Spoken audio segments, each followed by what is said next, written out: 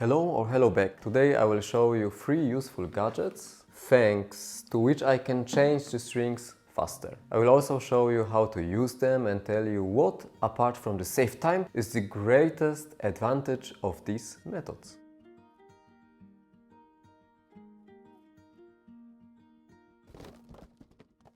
You will see how to stably and quickly mount the strings on the bridge, what string style I use on the spikes for the basses and trebles, and how quickly to string the strings. I will also show you with a stopwatch how long it takes to take off and put on a new string using all these gadgets. Let's start!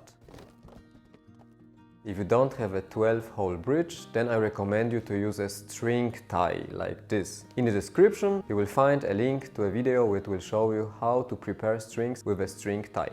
My strings are ready and it took literally 1 minute. And now I will show you how I tie the bass strings.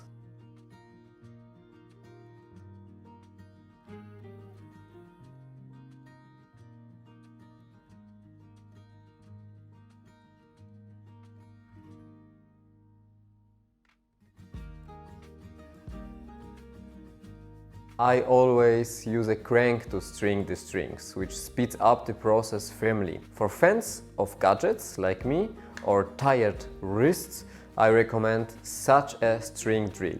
Finally, I cut the ends of the strings to make the guitar look aesthetically pleasing. I'm about to show you how long it takes to change one string. Personally, I'm very glad that it takes me a short time to change the strings. Thanks to this, I gladly and often replace the strings with new ones.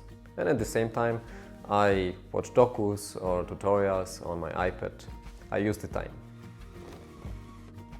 That's all for today. I hope you found some value from this video. If you have any questions or maybe you are interested in deepening this topic, let me know in the comments. Stay tuned and stay totally guitarized and see you next time.